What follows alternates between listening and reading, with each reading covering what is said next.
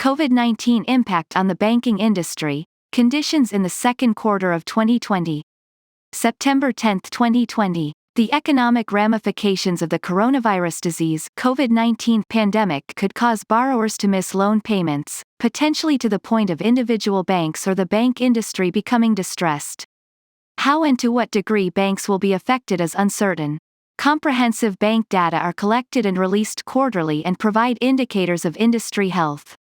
On August 25, 2020, the Federal Deposit Insurance Corporation (FDIC) released the Quarterly Banking Profile, second quarter 2020, which reports aggregate data from all 5,066 FDIC-insured institutions as of June 30, 2020. This insight presents certain data that may indicate how the pandemic is affecting banks. Background: the COVID-19 pandemic has caused millions of businesses to close or limit operations and cost tens of millions of people their jobs. Economic downturns can threaten banks because more businesses and households may miss loan repayments.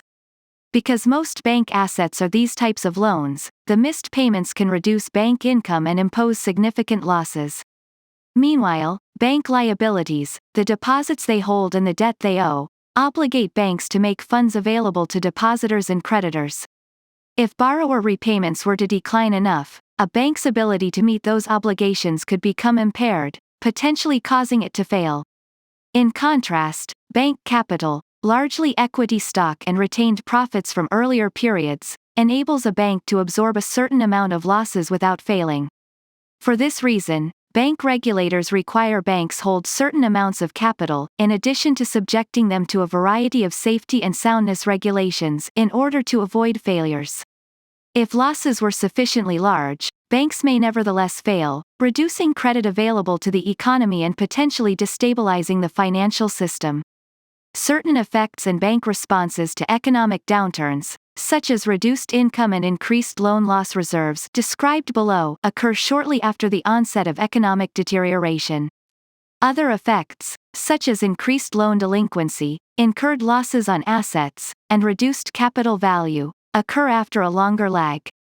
Income and loss reserves. In the second quarter of 2020, banking industry net income, that is, profits, was $18.8 billion, a decline of nearly 70% from the $62.5 billion in the second quarter of 2019.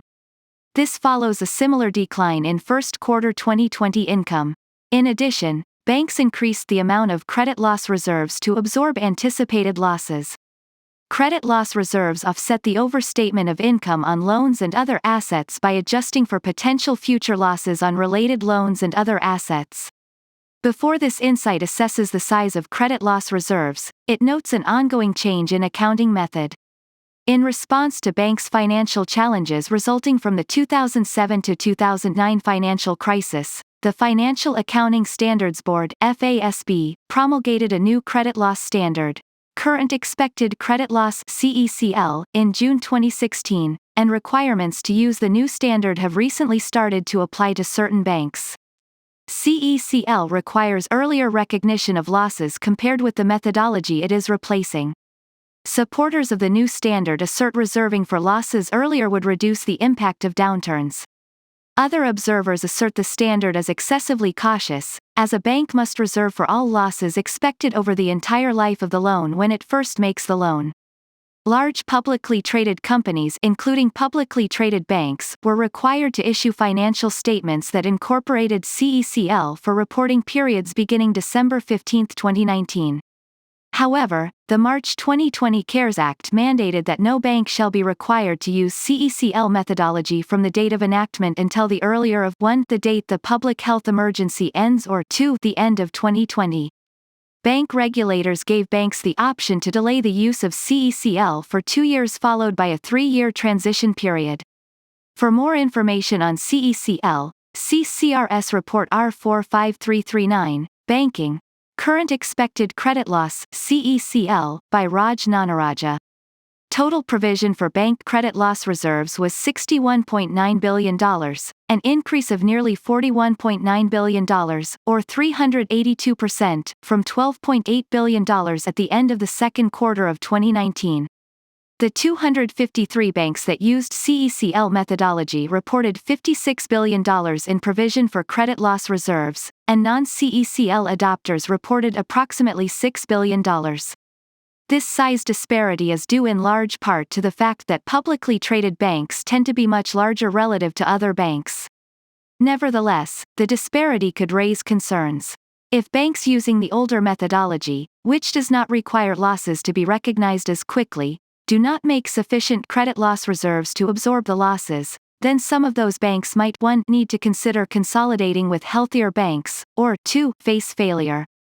Table 1. Income and loss reserves, loan performance and capital. Two indicators of bank health that deteriorate after a time lag are loan performance and capital levels, and these have yet to be significantly affected by the pandemic. The most recent data showed an uptick of loan non-performance and loan charge-offs. What happens when a bank gives up on a loan and writes off the loan's reported value from bank assets? However, the levels of these indicators have not reached unusually high levels. As of June 30, 2020, the non-current rate, that is, percent of loans more than 90 days past due or in non-accrual status, rose to 1.08%, up from 0.93% a year earlier. For context, in the aftermath of the 2007 to 2009 financial crisis, the rate reached a peak of 5.46% in the first quarter of 2010.